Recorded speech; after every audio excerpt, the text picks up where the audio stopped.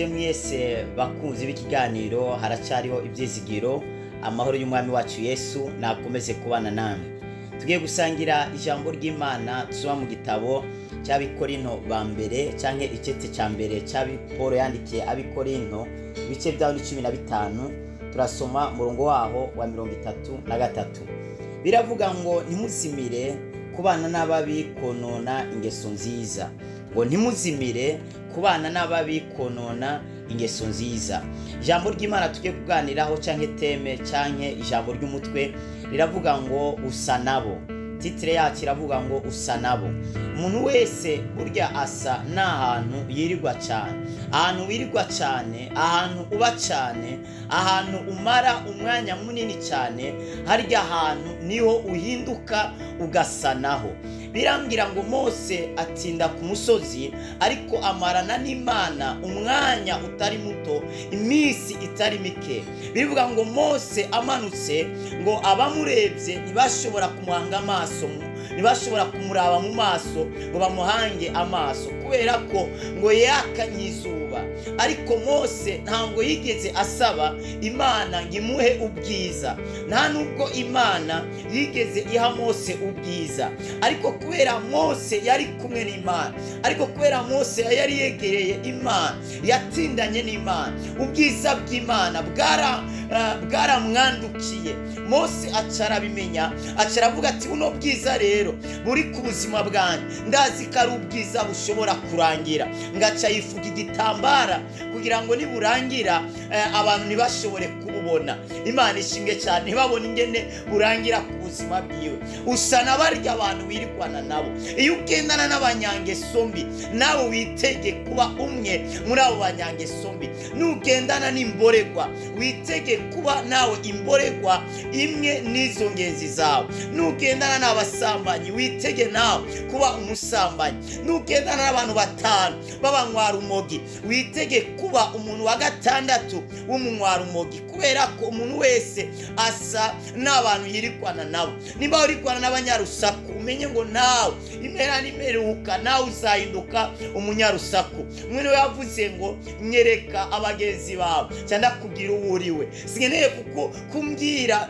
ingene umeze wewe, ahubwo mbwira abagenzi bawe, mbwira abagenzi ufise, nta ndakumenyesha nkubwire nawe uwuriwe. Kubera ko umuntu wese arasa n'ahantu atinda cyane. Nutinda cyane mu ijambo ry'Imana, ubuzima bw'Imana buzakuzura muri wewe, kubera ijambo ry'Imana n'umuco. Rero uko ijambo ry'Imana rigwira mu buzima bwawe niko umuco ugwira mu buzima bwawe. Uko ugwiza ijambo ry'Imana muri wewe niko Imana yuzura igwira mu buzima bwawe. Uzarebe abantu baba bari mu makara kenshi cyane ntabwo bisiga amakara, ariko kubera arya makara ayamara mu mwanya muremure, ugiye kumureba usanga asa nayo.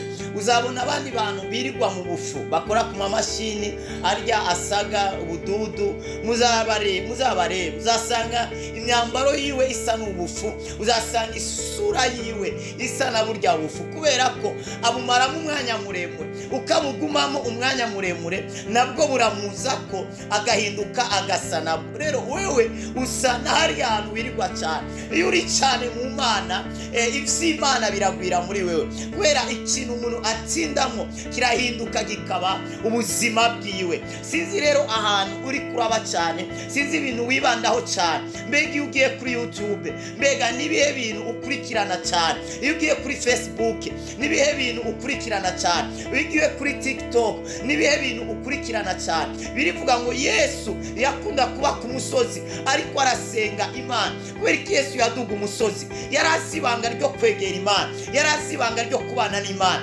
Yesu yari Imana. Rero kuba yarasenga kwari kugira ngo atwereke akarorero nidushaka kubandanya tupiriya mu isi imwe, tukayangana mu isi y'ibigaragara, nuko dutegerezwa kwama turi ku mavi. Urabona telefone iyo wayikoresheje cyane umuriro urashira, biragusaba kandi kuyisubiza kuri sharijeri. rero iyo nawe wakoze cyane biragusaba ko nawe usubira kuri sharijeri bita amasengesho. Yesu aravuga ngo musenge nimujye mu mosha mabi. Yesu amanutse mu gisagara, abamukoragaho bose birivuga ngo bakira indwara, baca bakira indwara, abamukozeho bakiraga indwara. mugabo Yesu bamukozeho yarumva ubushobozi bumuvuyemo. rero nawe mukozi w'Imana uri kuranyumva, birashoboka ufise ibango ryo gusengera abantu, ryo gufasha abantu, ariko nubandanye ufasha abantu nawe utariko wifasha, bizarangira ata kintu gifise cyo guhereza abantu. ibanga ryo kugumana ubushobozi bw'Imana, ibanga ryo kugumana amavuta y'Imana, nukuguma ku gicaniro, nukuguma aho Imana iri, nukuguma mu busabane n'Imana, mu migenderanire n'Imana, nukuguma mu ijambo ry'Imana, nukuguma mu masengesho. kandi ikintu wahawe n'amasengesho uzakirindisha amasengesho, kandi ikintu wahawe n'Imana uzakizigamire mu maboko y'Imana, kubera ko Imana yuguriye ntawugara kandi yugaye ntawugurura. Imana iguhaye ikintu ntabwo yicuza uco yaguhaye, ariko ni wewe wo kuzigama icyo Imana yasize mu buzima bwawe. hari abantu Imana izana ku nzira yawe kugira ngo bagufashe kugera ku ndoto zawe, cyangwa bagufashe kugera ku mugambi Imana yateguye, ariko Satani nawe hari abantu azana ku nzira yawe kugira ngo bahuvye intego y'ubuzima bwawe. nka kurya abanyabwenge bagiye bakurikiye inyenyeri, ariko bageze kwa Herode inyenyeri barayitakaza, bagenda kubaza Herode, hakubandanya inyenyeri ikirabayobora, ahubwo baratakaza direkisiyo, bagenda babaza Herode ati nta mwami yavukiye hano. arababwira ati nta mwami ari ahangaha, umwami ahari ni njyewe. mukaba rero ari ahandi hantu musa makuru wahavukiye umwami, mugende muyaperereze, muzagaruka mumbwire, hanyuma nanjye ngende ndamuramye. ariko ngo ni kwari kugira ngo bagaruke bamubwire kugira ngo amuramye, ahubwo kwari kugira ngo amenye ayo makuru kugira ngo amwice. kandi ikindi kintu nshuti yanjye uri kuranyumva, uri kurankurikirana, si byiza kubwira abantu ibyawe byose. urakwiriye kugira ibintu bimwe, ugira ibanga. kubera Samusoni yanogowe amaso kubera kumena ibanga, urakwiriye kugira ibanga. Yosefu yagize intambara kubera ko indoto ze yazibwiye bene se. indoto zawe, iyerekwa ryawe, ishyurirwa ryawe, ibyizegwa byawe, si abantu bose bazakumva, bazagutahura. niyo mpamvu Mariya kuba yatwaye inda mu buryo bw'igitangaza, si bose bari kumutahura. yagiye kwa Elizabeti kubera Elizabeti nawe yari yarose inda nawe mu y'igitangaza, yari yarose inda mu busaza bwe. bamaze kuramukanya ngo zirakinana, batangira kuvugishwa, batangira kubwirana. iyerekwa ryawe, ukwizera kwawe, indoto zawe, imigambi yawe, si bose bazayitahura, kandi si bose bazaza mu nzira yawe, si bose bazaza mu nzira yawe, ariko hari abo Imana yateguye bazaza mu nzira yawe kugira ngo bagufashe kugera ku ndoto zawe, kugira ngo bagufashe kugera kuri kimwe Imana yavugana nawe. usa nabo rero, usa n'abarya abantu wirigwana nabo. rero umuntu wese aradoski bahaya. ukaba ukeneye kuba umukozi w'Imana, gendana n'abakozi b'Imana. ukeneye kuba profeti, gendana n'abavugishwa ubumvirize. ukaba ukeneye kuba umukire, gendana n'abakire. ukaba ukeneye kuba umunyabwenge, Salomo yarabivuze ngo gendana n'abanyabwenge nawe uzakunguka ubwenge. ukaba ukeneye kuba umunyabwenge, gendana n'abanyabwenge. ukaba ukeneye kuba ikijuju, gendana n'ibijuju. ukaba ukeneye kuba umusazi, gendana n'abasazi. ariko ukaba ukeneye kuba umuntu akomeye, gendana n'abakomeye. ukaba ukeneye kuba umuntu w'umubusinessman, umuntu w'umunyamabusiness akomeye, egera barya abantu bakoze ibintu bikomeye, nawe uzakomera. egera barya abantu. ukaba ukeneye kuba umujeshi, egera barya abajeshi. ukaba ukeneye kuba umuntu akomeye, gendana n'abantu bakomeye, kubera ko icyo urya muntu afise nicyo azaguha, kubera ko umuntu atanga icyo afise. gendana n'abanyabwenge, uzunguka ubwenge. ugendane n'abakozi b'Imana, uzunguka nawe amavuta yo gukorera Imana, bazakubwira ibanga ry'Imana. kandi nugendana n'abanyabwenge, nubicisha amajambo, wegenda wicare utekereze hama wumvirize ivyo bavuga, hama ivyo udatahura ugenda ubabaza. Nta kindi kintu, ntabwo ari ukugendana nabo gusa ngo mufatane urugendo, oya ni ukwicara ukabumviriza, hanyuma ivyo udatahura neza ukabibabaza, hanyuma kandi ukababaza ni gute wageze hano hantu, ni gute bino bintu naje nabigeraho, ni gute naje nagera hano hantu. Bazakungura ubwenge bw'ingene wakora ibijyanye n'ubuzima bwawe, ibijyanye n'iterambere ry'ubuzima bwawe. Usa n'abarya abantu birwana nabo, birivuga ngo kubana n'ababi konona ingeso. No munsi turafise abantu bari mu ngeso runaka ariko bazirungiswemo nabo bise abagenzi babo, nabo bise inshuti zabo, nabo bari bafise aruhande yabo. N'abahe bagenzi ufise kuri Facebook, n'abahe bagenzi ufise kuri WhatsApp, n'abahe bagenzi ufise kuri TikTok, n'abahe bagenzi ufise kuri Snapchat, n'abahe bagenzi ufise hariya hose kuri Instagram, n'abahe bagenzi ufise, n'abahe muganira nabo, n'abahe bagenzi ufise ku ishure harya wiga, n'abahe bagenzi ufise harya mu ishengero, harya muri kiya kibano bamwe, n'abahe bagenzi ufise. Umenye neza abo ukwiriye kugendana nabo, ntabwo ukwiriye kugendana n'abari bo bose. Sero n'indoto zawe, uzi ariko araja najana n'abari bo bose, uzi ariko araja najana n'abari bo bose, kandi uzi icyo arondera ntabwo atwara icabonye. Uzi ariko araja ntaja hariho hose kandi ntajana n'abari bo bose. Imana iguha umugisha, numva no gusengera kugira ngo Imana igutandukanye n'abantu bataribo, igutandukanye n'abantu babi, kugira ngo Imana iguhuze n'umuntu yatuma ubuzima bwawe buhinduka, Imana iguhuze n'umuntu yatuma ugera ku ndoto zawe.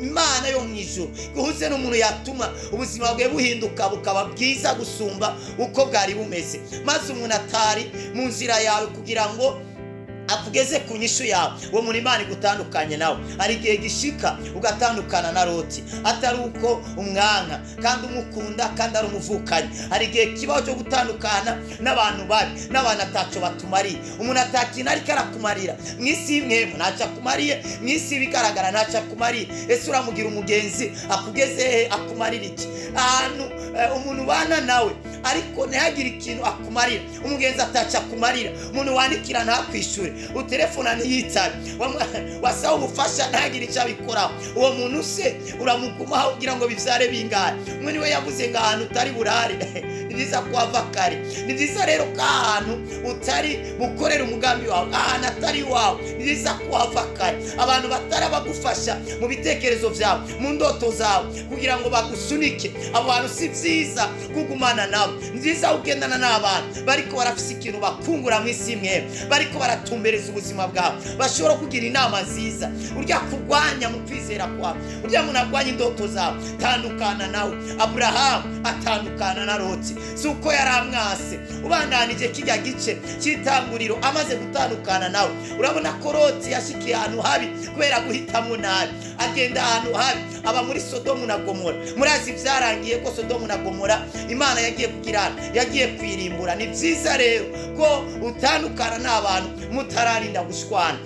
Turabona ko Abrahamu yasengeye Loti ubwo yahuraga n'ibibazo, Imana ikiririmbure kiya gisagara, yaramusengeye. Ni kubera ko batandukanye ku neza. Nutandukana n'umuntu ku neza, menya ngo hari imbere arashobora kuzakubera umuntu wikimazi. Rero urashobora kuba utari umuntu wikimazi uno munsi, ari ukazaba umuntu wikimazi ejo hazaza. Barya abantu batawugira ikimazi uno munsi, si byiza kubatakaza nabo, ahubwo ni byiza kwiga kubana nabo, kubana nabo mu buryo bwiza, batagukorora, batagusubiza inyuma, mu buryo butuma ubandanya ku ntego yawe canke ku mugambi Imana yashiriyeho ubuzima bwawe. Tugiye gusenga. N'abahe bantu uri kumwe nabo, n'abahe bantu bumva muri kano kanya wo kwitandukanya nabo, n'abahe bantu muri kano kanya bumva wotangira kurondera babe inshuti zawe. Ngiye kugusengera, nawe urakwiriye gusenga. Data mu izina rya Yesu, Mana mushobora byose, uri Imana ikomeye kandi uri Imana ihambaye. Uravuga bikaba, urateka bigakomera. Ndagushimiye kuko uyu mwene data aje gukurikirana ijambo ryawe. Ijambo ryawe ryatubiye ngo dusa nabo, dusa naho twirigwa, ariko ndamusengeye Mwana, ori masupra hatuje ni amakando, muhinyota yo kuba imbere yawe, muhinyota yo kuba mu ijambo ryawe, muhinyota yo gusenga, mu abantu bikimazi, agendane n'abantu b'umumaro, agendane n'abantu bashobora gutuma ubuzima bwe buba bwiza, hari abamukoroye, hari abamusubije inyuma. Mutandukanye n'abagenzi babi, mutandukanye n'abantu babi, abatumye ananirwa, abatumye adakomeza inzira y'agakiza yo kugororoka, yo gutera imbere. Abantu mutandukanye nabo, mu matayi n'abantu bazima, botuma imwemu yibihaguruka, botuma ubuzima bwiwe bufata intumbero mu izina rya Yesu. Abagwayi bakire, ababoshe babohoke, babise imitwaro ikomeye. Mana ubabere inyishu mu izina rya Yesu. Amen. Imana ibaho umugisha. Nagira mwibutse udukurikiranye ari inshuro ya mbere kuri iyi channel yacu kandi kabagwanyu, haracyariho Ibyizigiro TV. Urashobora kugira sabone cyangwa subscribe cyangwa ukagira commentaire kuvyo utabashiye gutahura neza cyangwa ari kibazo ukandika hariya muri commentaire.